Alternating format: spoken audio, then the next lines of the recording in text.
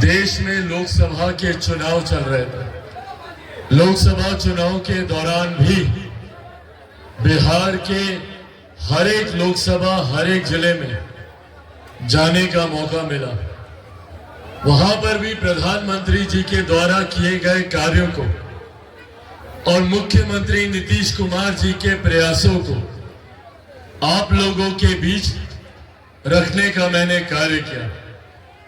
कई जगह पर हम लोग को अपार समर्थन मिला।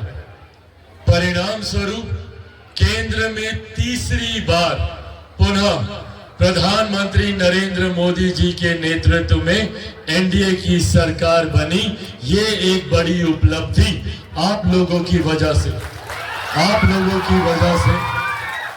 केंद्र में हम लोग को देखने को मिली। पर साथियों, एक बात का जिक्र मैंने हमेशा किया, जरूरी है मुख्य धारा के साथ जुड़े रहना। जरूरी है जब आप अपने क्षेत्र के विकास की सोच रखते हैं, जरूरी है जब अपने प्रदेश के विकास की सोच रखते हैं, तो मुख्य धारा के साथ जुड़कर रहना जरूरी है। मैंने चुनाव प्रचार के दौरान कई जगह इस बात को कहा था, और जहां पर संभवतः हम लोग जीत हासिल नहीं कर पाए, उन जगहों पर भी इस बात को मैंने अंकित करने का काम किया था कि एक ऐसे नेता, एक ऐसे सांसद या एक ऐसे विधायक को जिताना जरूरी है जो केंद्र सरकार या राज्य सरकार के साथ मिलकर आप लोगों की समस्या का समाधान कर सके, आप लोगों के जुड़े विषय को भारत की संसद और बिहार की विधानसभा तक पहुंचाने का कार्य कर सके। तो एक ऐसा व्यक्ति जो प्रधानमंत्री जी की सोच को धरातल पर उतार सके, एक ऐसा व्यक्ति जो मुख्यमंत्री के प्रयासों को धरातल पर उतार सके। ऐसे में अगर कहीं हम लोगों से कोई चूक हो जाती है तो बदले में 5 साल तक जो दूसरे दल का विधायक सांसद जीता है, वो 5 साल तक सिर्फ इसी बात का दोषारोपण करता रहता है, बहाना बनाता रहता है कि हमको केंद्र सरकार की मदद नहीं मिलती, हमको राज्य सरकार की मदद नहीं मिलती। और वो 5 महत्वपूर्ण साल हम लोगों के जीवन के बर्बाद हो जाते हैं। ऐसे बच्चे जो संभवतः कॉलेज में जाने वाले होंगे, या ऐसे कॉलेज के विद्यार्थी जो अब आने वाले समय में अपने जीवन को स्थापित करने का प्रयास कर रहे होंगे, कोई रोजगार की तलाश में होगा तो कोई उद्यमी बनना चाहता होगा। ऐसे लोगों के महत्वपूर्ण 5 साल इसी उलझन में बीत जाते हैं जब किसी गलत प्रत्याशी का चयन हो जाता। लोकसभा चुनाव के दौरान भी मैंने इस बात को कहा था कि इस बात में कहीं कोई संदेह नहीं है कि पुनः केंद्र में नरेंद्र मोदी जी के नेतृत्व में सरकार बनने जा रही है, और यही बात हुई भी। विपक्ष के कई लोग अलग अलग तरीके का भ्रम फैलाते रहे। कई लोग बड़े बड़े दावे करते रहे, कहते रहे भैया कि एनडीए खाता तक नहीं खोल पाएगा। बड़े बड़े दावे किए गए, ये कहा गया कि एनडीए का कोई प्रत्याशी यहां से चुनाव नहीं जीता। विपक्षी दल के कई नेताओं ने हमको हार की मुबारकबाद देनी शुरू कर दी थी। ये कहना शुरू कर दिया था कि चिराग पासवान उनके पार्टी के कोई भी सांसद प्रत्याशी जीतने नहीं वाला। पर परिणाम जब आए तो हकीकत सबके सामने आई। न सिर्फ चिराग पासवान के 5 प्रत्याशी जीते, 100% हम लोग का स्ट्राइक रेट रहा। वही एनडीए का भी प्रदर्शन बेहतरीन रहा। पर ऐसे में कुछ ऐसी लोकसभाएं थी जो विपक्ष के बहकावे में आ गए, उनके झूठे बातों में आ गया। दुनिया भर का भ्रम इन लोगों के द्वारा फैलाया गया।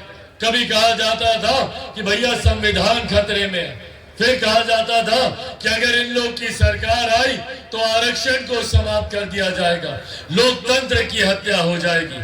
आज भैया हम लोग की सरकार बने महीना होने को आया, क्या हो गया, किसका नुकसान हो गया? कौन सा किसी का आरक्षण छीन लिया गया या कौन से संविधान को समाप्त कर दिया गया? तीसरी बार भी पुनः जब मेरे प्रधानमंत्री आदरणीय नरेंद्र मोदी जी ने शपथ ली तो उन्होंने सबसे पहले संविधान के आगे अपना सर झुकाने का काम किया।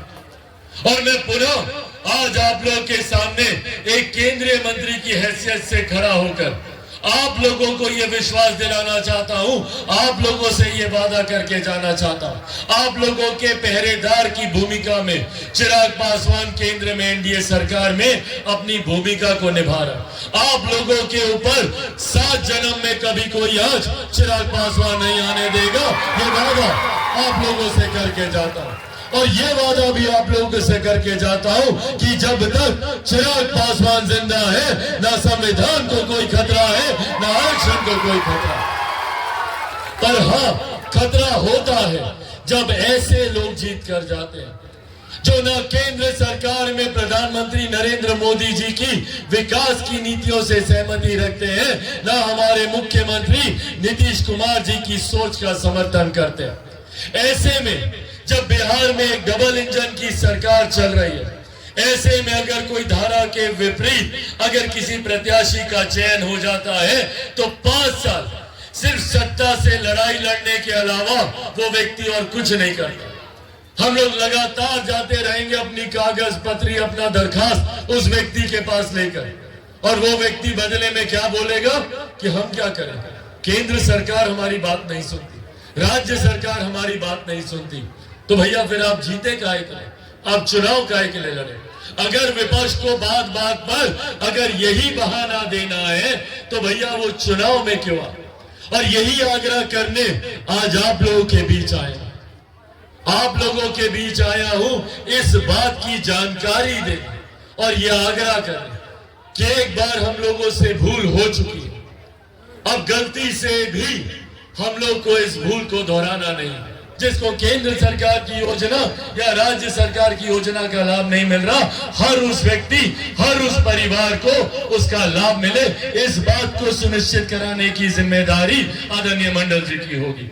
इसीलिए साथियों, आज अंत में बस ये आग्रह करने आया हूं, पुनः ये बोलूंगा, मुख्य धारा के साथ जुड़िए।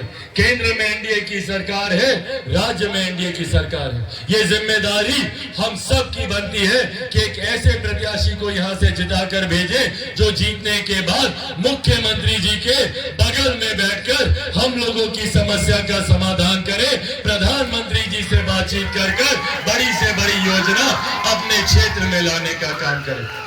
ऐसे में कलाधर मंडल जी का समर्थन पूरा एनडीए मजबूती से करता है। और आगामी कितना 10 तारीख को मतदान है ना, 10 तारीख को है ना मतदान, कीजिएगा ना सब लोग भैया। कितना नंबर पर बटन दबाइएगा, कितना नंबर, सब लोग को जानकारी है 1 नंबर का। चाची बताइए तो 1 नंबर दिखाइए सब लोग, 1 नंबर पहले, 1 नंबर पर, 1 नंबर पर कौन सा छाप, तीर छाप पर, तीर छाप पर बटन दबाकर जब आप लोग तीर छाप पर बटन दबाइएगा तो प्रधानमंत्री नरेंद्र मोदी जी, हमारे मुख्यमंत्री नीतीश कुमार जी को आप लोग मजबूत करने का काम कीजिएगा। आदरणीय जीतन राम मांझी जी को आप लोग मजबूत करने का काम कीजिएगा। आदरणीय उपेंद्र कुशवाहा जी को आप लोग मजबूत करने का काम कीजिएगा। और तो और आप लोगों का बेटा, आपका भाई चिराग पासवान को भी आप लोगों का ये वोट मजबूती देने का काम करेगा। इस उम्मीद के साथ कि अगली मुलाकात जब आप लोग के साथ हो तो ऐसे में हमारे भाई आदरणीय कलाधर मंडल जी यहाँ से विधायक की भूमिका में हो, इस उम्मीद के साथ आप लोगों को यहाँ पर आने के लिए, इस बरसात के मौसम में भी इस भारी संख्या में अपना समर्थन देने के लिए बहुत बहुत धन्यवाद।